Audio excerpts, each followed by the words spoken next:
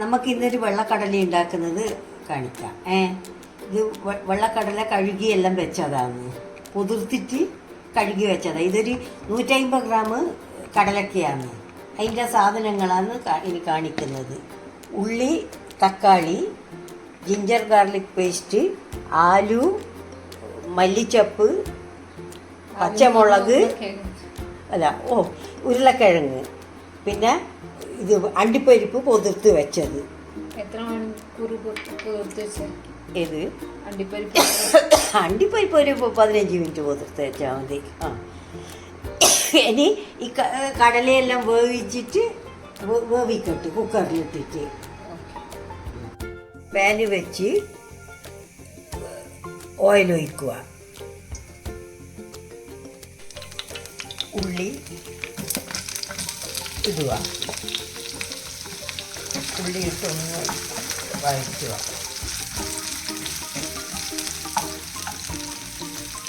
വേഗം വഴറ്റി വരാൻ വേണ്ടിയിട്ട് ഉപ്പിടുക.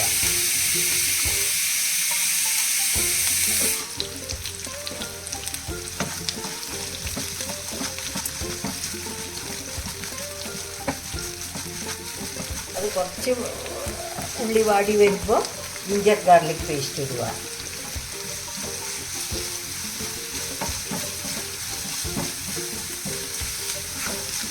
ജിഞ്ചർ ഗാർലിക് പേസ്റ്റ് ഇട്ട് എന്നിട്ട് ഉരുളക്കിഴങ്ങ് ഇടുക. ഉരുളക്കിഴങ്ങും പച്ചമുളകും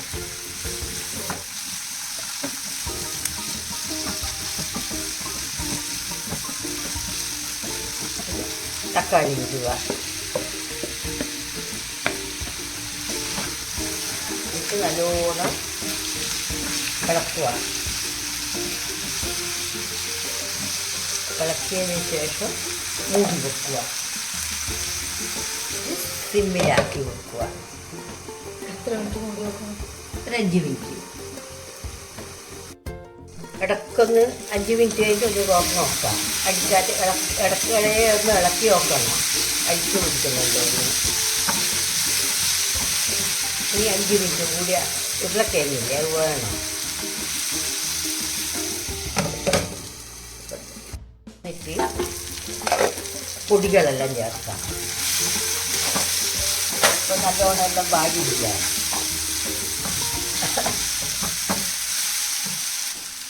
അര സ്പൂണ് മഞ്ഞൾ പൊടി, അര സ്പൂണ് കാശ്മീരി മുളക് പൊടിയാണ്, മുളക് പൊടി,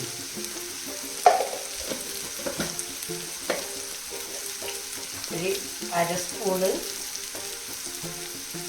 പെരുംജീരകപ്പൊടി,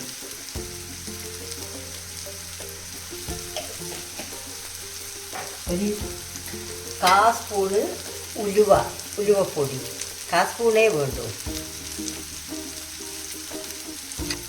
അര സ്പൂണ് നല്ലോണം ഇത് ഗരം മസാല പൊടി, അര സ്പൂണ് കുരുമുളക് പൊടി,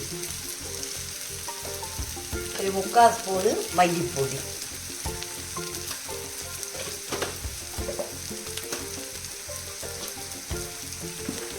എല്ലാം ഇട്ടിട്ട് നല്ലോണം ഇളക്കുക.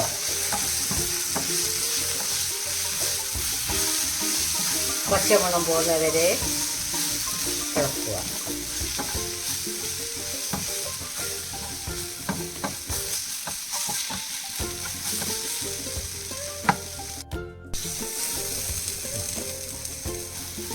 നല്ലോണം പച്ചമണം പോയാലും കടല വേവിച്ചത്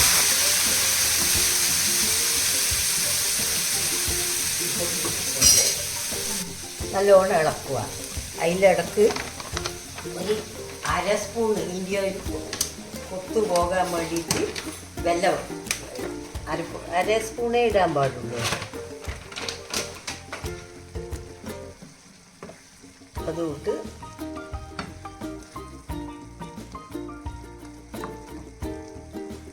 നല്ലോണം ഇളക്കിയിട്ട് 5 മിനിറ്റ് വെക്കാൻ വെക്കുക. കടലയൂട്ടിട്ട് തുറന്നിട്ട് ഇനി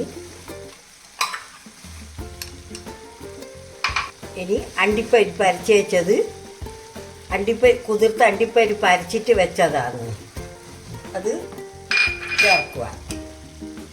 മിക്സി കയ്യ്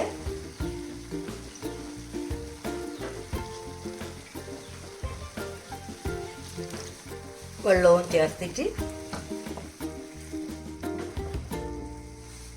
നല്ലോണം വഴറ്റുക.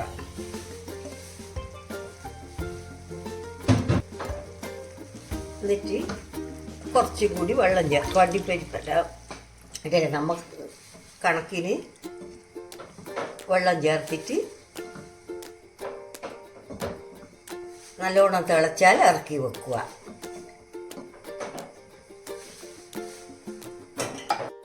തിളച്ച് ഗ്യാസ് ഓഫാക്കിയിട്ട് മല്ലിച്ചപ്പും കറിവേപ്പിലയും മേലെ ഇടുക.